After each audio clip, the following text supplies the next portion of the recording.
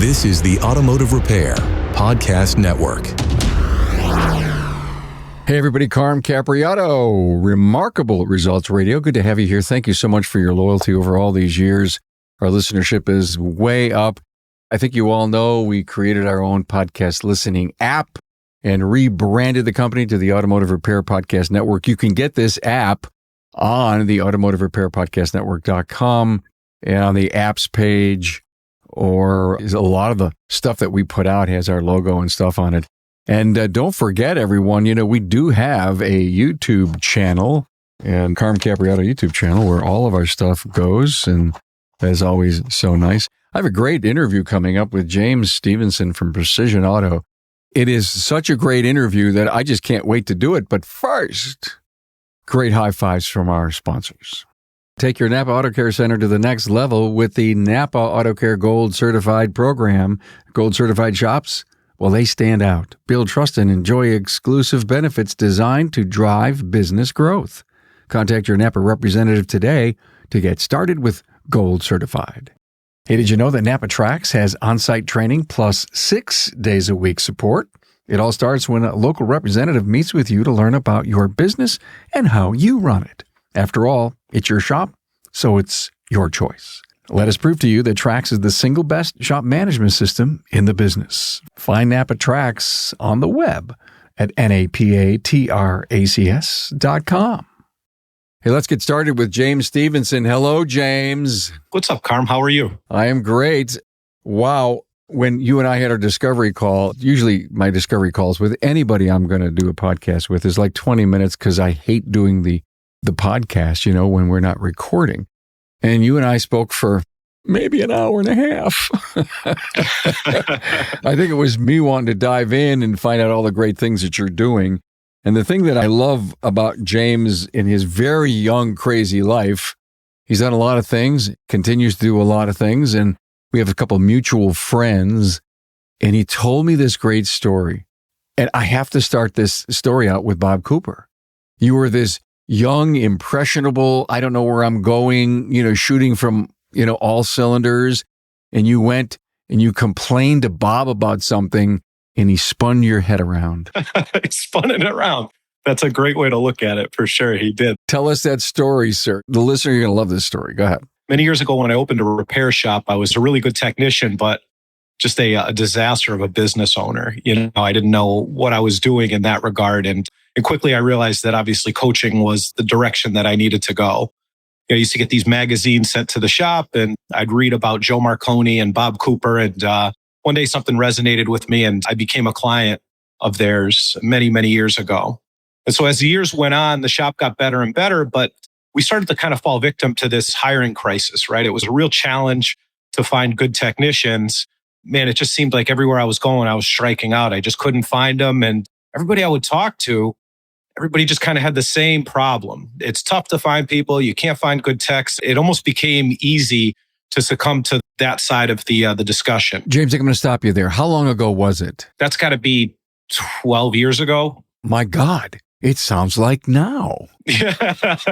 Yeah, I think at the time when I was going through this, another thing that kind of validated that side of the discussion was just that, like I had read a stat, and I don't know where it was, but it said that there was a 70,000 skilled tradesmen or women shortage. And that was like just in the Pittsburgh area, at the time. And, and obviously that resonated with me, and everything that you were hearing was, it's impossible to hire. You can't hire.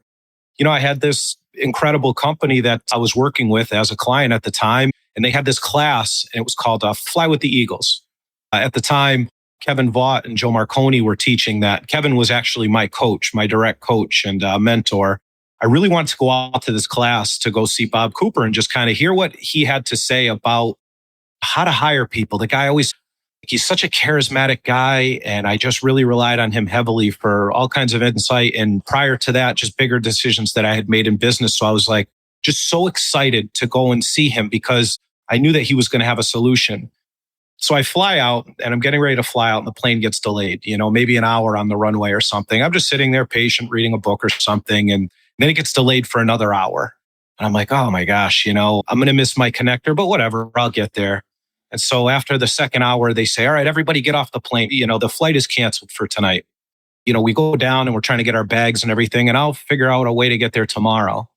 And so next thing you know, we're waiting on our bags, and over the PA, they said, on such and such flight into, it was a connector into DC and then into San Diego. They said, if you're on that flight, get to the plane now, And so there's this big scramble to get back up onto the plane. And I get on the plane, they fly us into DC, and there's no connector, but they can fly me into San Francisco, with no other information. I'm like, man, how am I going to get to San Diego? James, trouble is following you or preceding you. Well, this is a story about what Bob told you, but I guess by the time you got there, and woe is me, it was piled high and deep. That's what PhD is, piled high and deep, right? All this crap that was going on. My wife and I, Nicole, we're big into signals, and I'm like, man, there's some signal telling me not to go to this place today. It's like, there's just so many obstacles, And so I end up having to spend the night in the airport in San Francisco, and I get to the class a little bit late. I didn't have my bag, so I had to buy some clothes before I get there. I get there just a little bit late. And so I walk into the class, I'm there for a couple hours, and in walks Bob Cooper.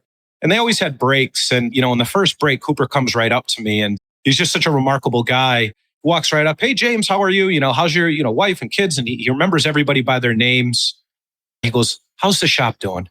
How's Precision doing? And that was my one shop at the time. And I said, Bob, the shop is doing well, but the problem I'm running into is hiring techs. I just can't find anybody, and everybody I talk to, they're all having the same problem. And he pauses for a second to take it in, and he looks at me and goes, isn't it great? And so at that moment, I'm like, oh my gosh, this guy's lost his mind. I went through all of this stuff to get here, and he's gone crazy, and in true Cooper form and fashion, he finishes it up and he says, look, he goes, it's great. He saw the look of surprise on my face, obviously. And he says, it's great because the guys like us, and he points at me and him, and he says, because the guys like us that realize that there's a problem are the ones that are going to be able to solve it. He says, we don't want to join that negative side of the argument. He says, so we're going to look outside the box for solutions. And he says, in about 5 years, he says, shops like yours are going to be the only ones standing. And I'll tell you, man, as taken back as I was when he first started the statement at the end of it, man, that's something that literally changed the way that I hire, changed the way that I run my companies now. It really kind of put me on a different side of every type of discussion. It's like wherever there is a lot of, say, negativity where people are saying, man, you just can't do this. It's not the right time. You can't hire technicians. That's the time to do it. It's almost like buying stocks. If there's blood in the street, that's the time to buy typically, and so it kind of put me in a totally different mindset and for many discussions. James, why is there so much negativity out there? Everybody's a pundit and, oh, that's terrible. It's never going to get better. You were kind of taught to look at the positive or the solution side of every problem. And that's the thing that I guess I'm trying to combat for the last 10 years by putting the kind of positivity on our podcast, Listen to Learn Just One Thing. And you take that thing and you implement it. I think the one big takeaway from this episode is going to be, isn't it great? Oh, it is. I can't breathe. I'm underwater. I had a straw. I'm sucking air from a straw. Isn't that great? I think the biggest thing that I learned from Cooper over the years was that you have to really be fragile with how you talk to yourself, that inner narrative, right? And you don't want to join these negative discussions, and you have to have a positive mindset. And I have grown to understand that a negative opinion is the easiest one to have. I have some seltzer water here, right? It would be easy for you, Carm, to say, I don't like seltzer water. And I'd say, why? And you'd say, I don't know. I just don't like it. I just don't like it. And so I'd say, well, I do. And you'd say, why? And I almost have to defend it, and so it's just so much easier to just say, it's just, I don't know, everybody else isn't doing it. So I'm not going to do it either, right? Everybody's slow, so I should be slow too. Everybody's not hiring, and so I shouldn't hire either, right? I'm joining the discussion. It's just easier. It's like that crowd mentality. And so I think some people go upstream and they find solutions. And, that's kind of where I live my life. And I can tell you that Bob Cooper and definitely Kevin Vaught were very instrumental in that, because it was very easy for me naturally just to kind of fall into that negative side of the discussion. So how did you overcome this? The technician crisis, everyone tells me it's really never a hiring problem. We hear a lot of words. We hear always be recruiting. We hear retention is a big thing, the culture of the positivity, so that your top people don't leave. And if you're growing, that's a good thing. It's a positive thing. We need more people. And a lot of times your own people help you recruit. Our own people help us recruit, but I think that it's actually not that difficult to hire good technicians. I don't think, right? I don't feel. And so to date now, at that time, I had maybe two companies, one auto repair shop, and then like a real estate management company that managed my real estate. And now we've got about a dozen companies. And at all dozen companies, we don't have an issue hiring. We actually have an abundance. I can tell you firsthand right now, we have almost too many people and we need another business so that we can put those people in. And what really changed for us was obviously that discussion, but ultimately the way that we look for technicians, we stopped hiring out of need. And we started recruiting for technicians the way that we recruit for customers. We started doing it all the time, right? When you're looking for a customer and you market for them, they may not come in right now. And there's right customer, right message, right time. And so it's about opportunity and constantly being in front of them.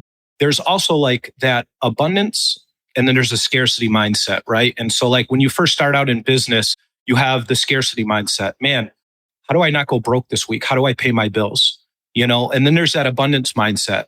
Well, how do I hit my goals? How do I exceed my goals this week? And so when we approach looking for technicians, we just want to find the right people, and we want to do it not out of necessity, but we just kind of recruit for people all of the time, just like we're recruiting for customers all of the time and better vendors. And then when you have them, you're nurturing all of those relationships. And so for us, it's just, we don't put any more energy into one or the other. We just do them all of the time. It's kind of like the tortoise and the hare. We're just kind of always walking through all of those processes, refining, figuring out what we did right, what we did wrong, and just continuously moving forward. And from there, we're able to hire from a place of abundance rather than scarcity. So we're getting better quality technicians, and we're able to just kind of like nurture the pipeline. And then obviously when you have them, it's just like having customers. You want to make sure that you're, nurturing that customer base all of the time. Well, you want to make sure that you're taking care of your people. And in my experience, it's not just pay, it's how you treat them. It's all the little things you do between the lines. It's a million different things. And I can tell you that early on, I probably didn't always do a good job at nurturing those relationships with the technicians. What was the defining moment that got you out of normalcy and into loving them and doing more? I mean, can you go back? Was it 5 years, 10 years? Was it something Cooper told you? Was it something that you did inside the business and it worked so well and says, we got to do more of this? The defining moment for me was actually kind of a semi-tragic one. We had a long-term staple technician. He was our pillar in the shop, and unfortunately he passed away. Not in a great way. It was really jarring for all of us, especially me, because I had grown so close to him, working with him for about 10 years. And we had to hire somebody else to replace him. When we did, I think we took a lot of things for granted in the relationship. And I began to just work more on obviously training and systems and all of that stuff. Like there's a lot that goes into it to make sure that they have everything that they need. But more than that, just helping them understand that they are part of the company and that we care about them, and doing a lot of the little things. But another thing that we do is we really make sure that their goals are our goals. And we internalize that stuff, 1, 3, 5 year personal professional goals. We sit down periodically through the years and, we just try to find ways to make people get things. We've helped people buy houses and cars and, invest in their family and all kinds of different things that are not necessarily always required of an employer. But for us, just like a customer is a relationship-based relationship, right? So is a technician. We see these people more than we see our families in reality, right? We're here with them all day long. And then we go home, we have dinner with our families, we maybe watch a movie or read a book together, but then everybody goes to sleep. And so with the technicians and the people that we work with, we're with them all day. I think there was like this older mentality maybe that I was brought up in and that other people were brought up in, where it was kind of like when I was a tech initially, I had learned basically that I was doing a good job if I got paid on Friday. There was really nothing more to it. I didn't get a lot of congratulations. Nobody celebrated wins with me. None of that stuff really happened. And so as I learned how to be a manager and an owner, it was really kind of the same thing. I didn't really know any better. And so through trial and error through the years, I learned how to be better at building these relationships with these people that I'm around all the time. And, it helped me appreciate them a lot more. And I believe that they appreciate me a lot more too. Now that you know what it takes to become a NAPA Gold Auto Care Gold certified shop, let's talk about the real value, what you get when you achieve gold. This isn't just about status, it's about tangible benefits that grow your business. Gold certified shops receive premium placement on NAPAonline.com at no additional cost. With millions of site visits each year, your shop will be one of the top options consumers see when they search locally. That visibility, it means more cars in your bays. You'll also get $1,500 annually in marketing funds for pre-approved, co-branded messaging, helping you connect with your community while benefiting from the national reach of NAPA branding. Combine that with preferential referrals, and you've got a powerful marketing advantage. Gold certified status enhances consumer confidence with an extended 36-month, 36,000-mile peace of mind warranty and local labor coverage, proving you stand behind your work. You'll also gain access to award-winning NAPA Autotech training for technicians and service advisors, helping improve efficiency, reduce comebacks, and support retention.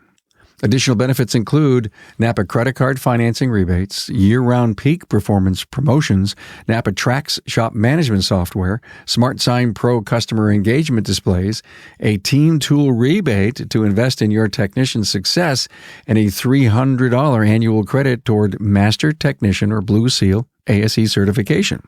Gold certified membership is designed to help you recruit, retain, and deliver the best experience to every customer.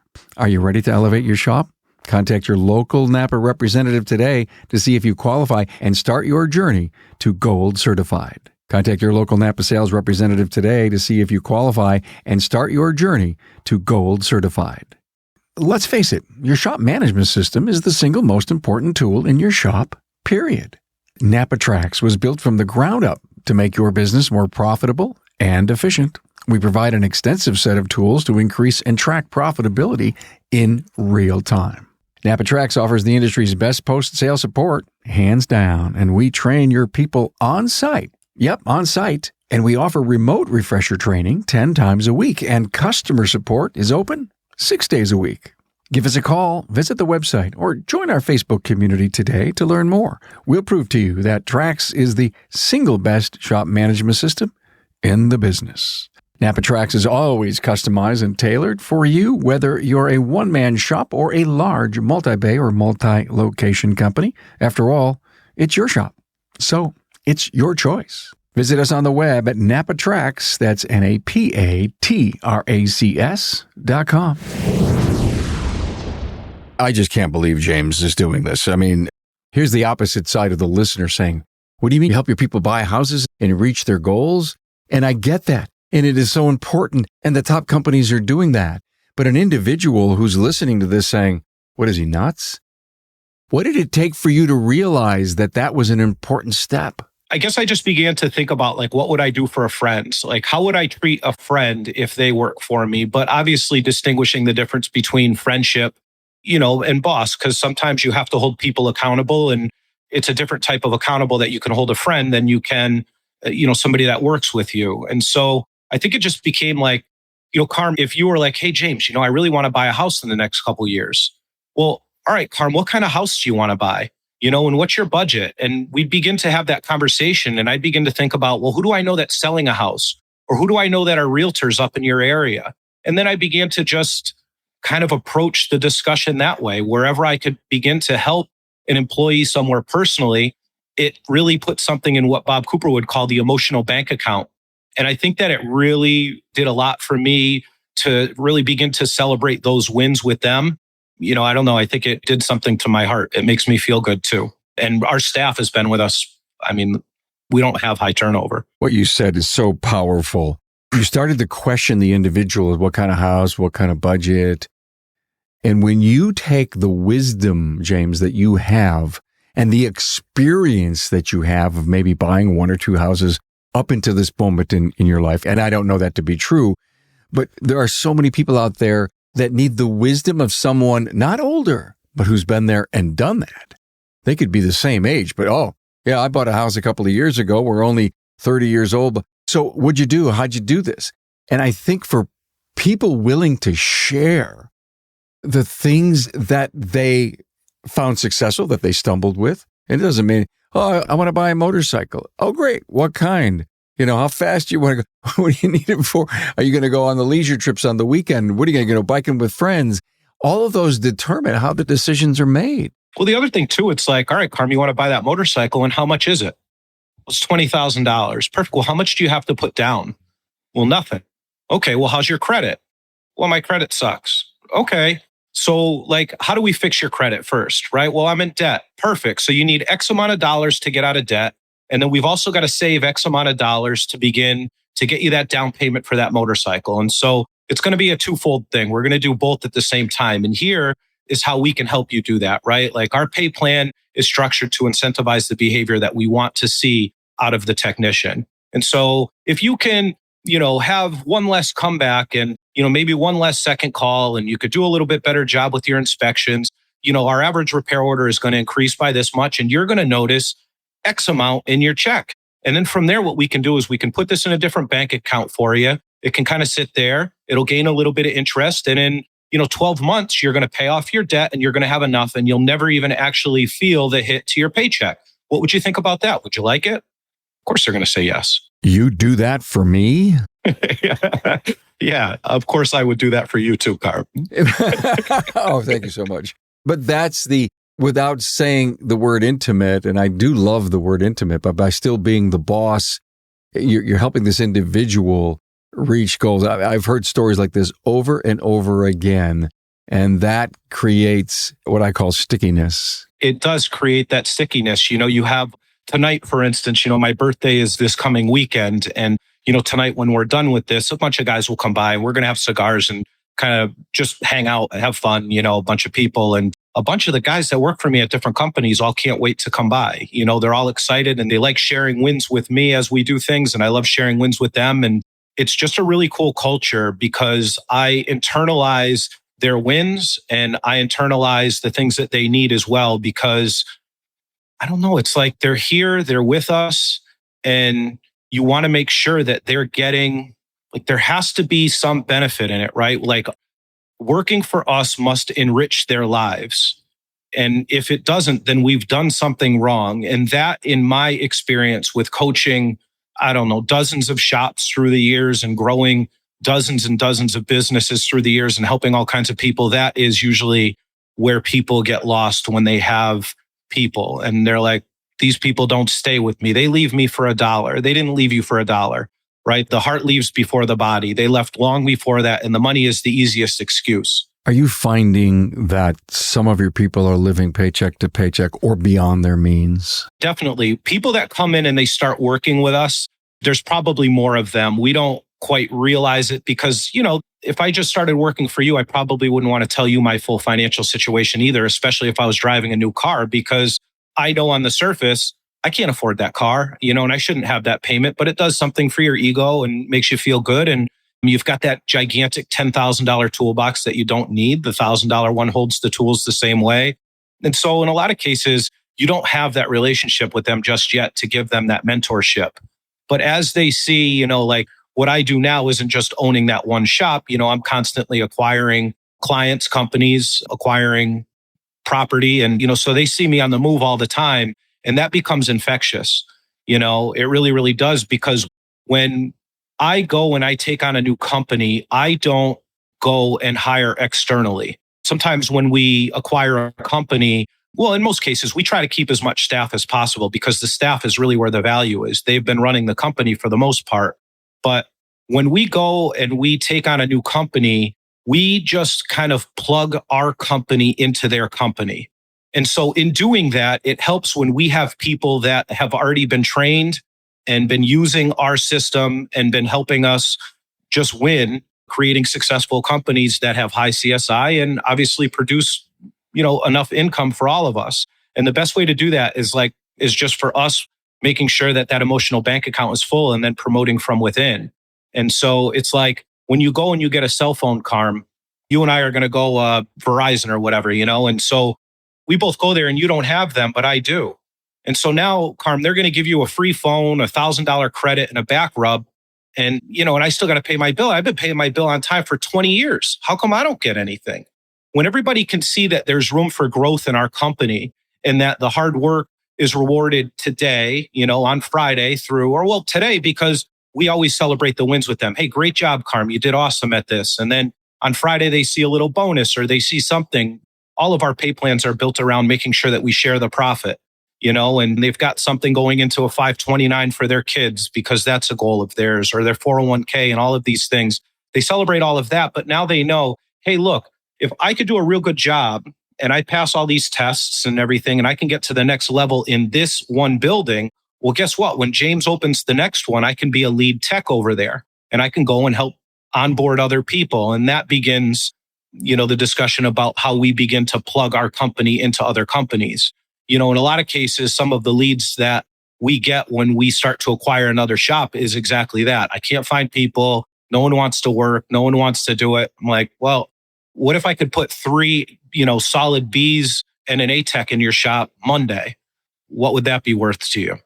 And that begins, the kind of the next discussion of how we have gotten into kind of solving this succession crisis. The first crisis was techs, I loved your analogy about the cell phone, the new customer. It's priceless. We have all sat in front of our TVs and seen our cell phone company recruit new people and give them the world. They dug down in their Santa bag and gave this person everything, and why not me? Okay? And that pisses me off all the time. And I always say, I'm going to quit these people, but then I got to find someone else given all that stuff. What a great thing to say that I just hired a new person, and in order to get them, I had to do this, this, and this, and that, and that, and that. And I feel really bad that I haven't done, there's an equality thing happening here. So for all the people that are listening that are owners, CEOs, hiring people, be careful, right? Yeah, I remember years ago, we used a hiring bonus, and, and different people in the coaching circle, because, I've got just as much experience as a professional coach as, just for automotive shops as really, or I had prior just as a business owner, and so I've been in the coaching space for a long enough time to be a veteran coach. And so I've got a really, really strong circle of really some of the guys that you've had on this show. They've been in all of the big publications and everything. These are really brilliant people. And I'm fortunate enough to have them, in my corner. I call them regularly. We all talk regularly. And one of the things a few years ago is they're like, James, we got away from hiring bonuses. I'm like, why? Because it's a good hook, right? In marketing in general, you want a good hook, right? Things that move fast, people all look at. Tesla Cybertrucks and beautiful women. People all turn their head and they look at those things. Well, the same thing is true for a big sign-on bonus, but our crew has been with us in every business long enough that everybody has gotten the bonus. And a lot of guys will say, well, if one guy got it and the other didn't, it's just not a problem. We've been using it for so long. And so, that's one real good way to attract them, but it's not necessarily how we always get them. It just gets them to call, right? It's marketing. You're marketing for new people, and marketing in general is how do we evoke emotion, and then from there, our hiring process weeds out anybody that's not great and isn't going to share our culture. And, we bring in the good ones and we give them everything that they need, the time, the tools, the training, and the accountability, and we build them up. James, I liked your answer, but you say, we've got all these people here and they've gotten the hiring bonus. Well, what if you got somebody there for a dozen years, but you needed to do a hiring bonus on somebody new, and that person from a dozen years ago never got that? Oh, we had that. Are they going to understand that this is how it's done today? We had that with one singular person, and we just gave them the bonus. A good buddy of mine was a divorce attorney, really prominent divorce attorney in the Springfield area, and he always had this funny saying. He says, it's cheaper to keep her. And I think that employees are the same way. If you have a really good employee, you just take care of them, whatever they need. And if that was the constraint and it's a couple $1,000s, it didn't matter to me at that point. It was a really good team member. It's the do-right rule, and I get you. Now, this whole silver tsunami opportunity, because obviously you have dropped a couple of hints along this interview that I'm buying companies, I'm doing a little private equity myself. What's going on with this silver tsunami? I mean, for the whole industry, there's a lot of opportunity. I think a lot of people are still on that negative side of the discussion, and it's the technician discussion still, and so you've got a lot of people that are like, I don't know, man, I can't hire good people and there's nobody out there. And so I'll just do it myself. And these are people that have run really good businesses and they're really smart people, but maybe they're already set up financially. Maybe they're not. It's, none of my business. But in any event, they lack the motivation to go and change right now, right? We've been doing it this way forever, and I don't want to deal with the headache and the stress of bringing somebody else in. They're not going to do it right. In reality, what we find with a lot of these companies is they're not doing a lot of the things that they need to do to nurture the relationships when they bring them in, or to give them the structure that they need when they bring them in. It is a real crisis. You've got a huge generation of people that are they got one foot out the door, and they still put out a really good product for their customers, but they're not in any position to do the things that they need to turn their business into a sellable asset right now. They still, for lack of better words, they own a job and they don't necessarily own a business. 100%. Are these people, these shop owners, smart enough to realize that they have something to sell if they get back to their core values and profitability? And are they also willing to step aside knowing they really don't have a whole lot to sell? It's a great two-part question, Carm. And I think that they are smart enough, but I think that there are two things there. There is opportunity and then there is desire. And so, there's a mountain in between the two in some cases, and so, recently we were looking at a company in Connecticut right near us. It's a shop, and this will kind of sum it up. The guy was trying to sell his company, and we went in there and we met with them. And so the first thing that was a red flag for us is when we're beginning to work with a company, we need to understand the profitability of the company, where they're at. We need to know that we can add value, and so one of the first things that happened is we go in there and the shop was messy, chaotic, and instantly when you walk in, you're like, I could definitely add value to this shop. From the parking lot, I knew I could add value to the shop. We walk in and we're sitting down at the table, and there's the broker, and there's the owner, there's me, and there's our CRO, our chief revenue officer. His name is Nick. He helps us with sales training and just overall systems, make sure everything runs smooth. And so Nick and I walk in, and there's the broker and there's the owner, and we sit down, and even the desk is broken, and so they want X amount of money for the business, and they want X amount of money for the real estate. And so on the surface, it just didn't make sense. And when they sent over docs, they're missing 2 years of docs. Like the prior 2 years, not even 25, they're missing 23 and 24. And 21 and 22, they didn't even show a profit. And so I'm like, how did you get this number? But nicely, Carm, help me understand how you got to this number. Well, because we do all these inspection stickers. I said, okay, great. So you do all these inspection stickers. That's awesome. Yeah, we do them all. And they threw a stack of papers at me, Carm. You wouldn't believe it. This thick stack of papers. Look at all these inspection stickers I'm doing. Great. What's your cost basis on the stickers? They had no idea what I was talking about. Well, we pay $6 per and we charge $20. Isn't that great? Yeah, but you're paying a guy $20 plus the load. So you're paying $25 an hour for a guy. How many can he do? And so on. And, they're not getting repairs out of it and everything else. And so I'm like, all right, next. Hey, Carm, where's the last 2 years tax returns? We didn't see them, in the disclosure, and what happened? And so the broker and the owner both kind of chuckle, and they're like, well, he never filed them. Well, why didn't he file them? And the owner goes, we didn't want to pay taxes. And I said, oh, that's how you do it. And so right there is no sellable asset. There is no business to buy because we can't get a tax clearance letter. There is no business to buy.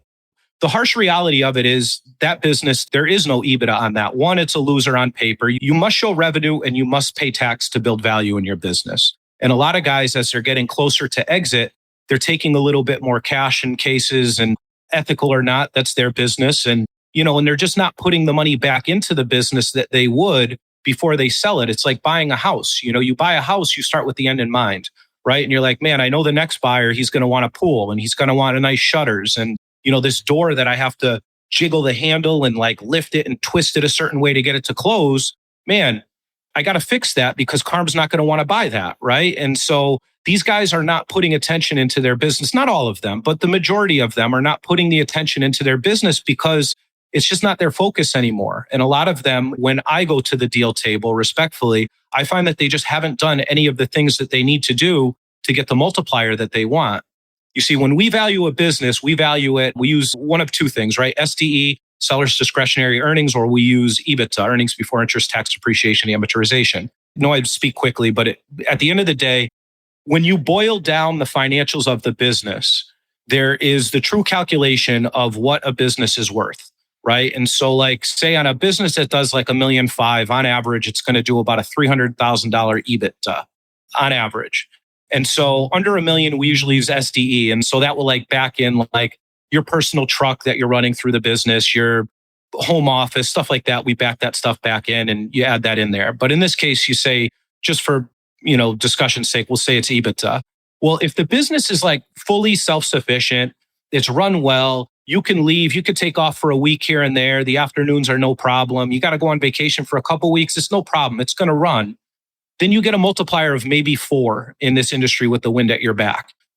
If you own a job like this guy with all the inspection stickers, first of all, there is no value to that, but then it maybe is just straight EBITDA. And when you show no gain in the business and you're not paying tax, there's nothing there. It's zero. You know what I mean?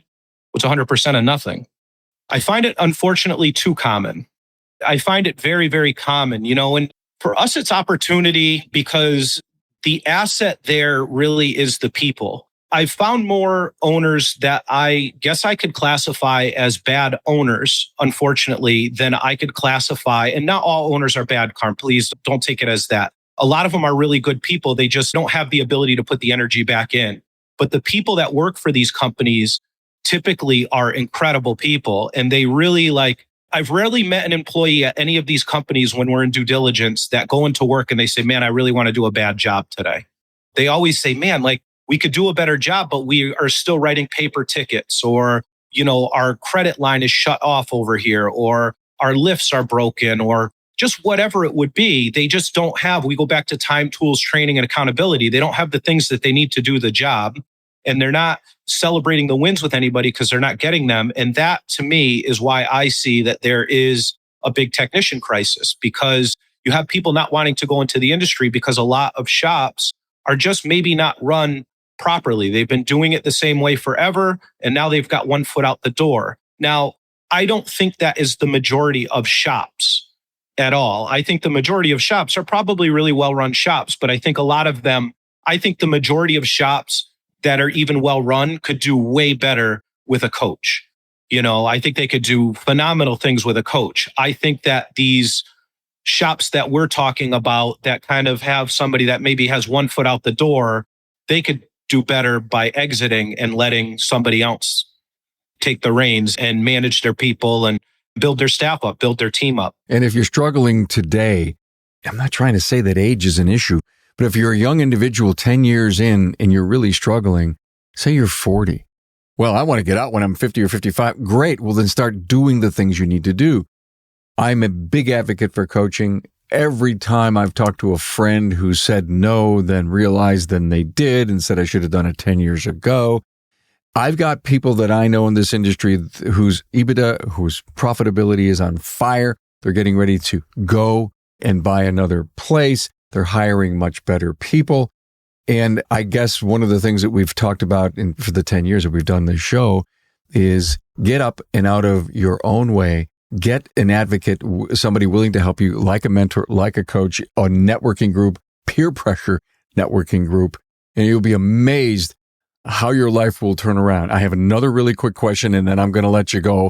But I think I have to have you back because there's a million things I still want to talk to you about. And here's one of the other things. I call them hidden superstars. You walk into a building, you see it, you're negotiating. It's not the deal that the guy wants. But yet, 2-3 months down the road, you get a chance to buy it almost at the price you were offering because he realizes he doesn't have a whole lot of things to sell.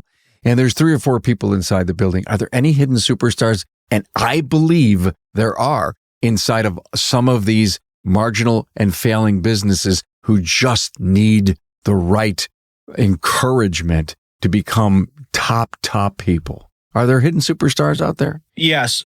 I could tell you in all of the deals that we have been in, every single one of them we acquired because everybody was a hidden superstar, just about everybody, and when we bolt our company onto another company, and just to kind of make that clear, what we do, we're not a typical private equity firm and we're not a typical consultancy. We want to essentially guarantee success for the shop that we begin to work with, and we partner with them, right? And so we own our accounting firm. That's my wife, Nicole, and she's got a other CPAs with her. And then she's got a litany of bookkeepers. They do a phenomenal job. She's the smartest person I know. Beautiful inside and out too. And I'm sure she'll listen to this and I hope she loves it. I've seen her picture. You're right. Yeah, Nicole is a phenomenal person. She's really as beautiful inside as she is outside, but she's a phenomenal bookkeeper. She's brilliant. From there, we have an entire coaching team. We have an entire marketing company. And from there, what we do is we come in with our team, and so we train your writers, or we just give you writers that we've already had working in other businesses.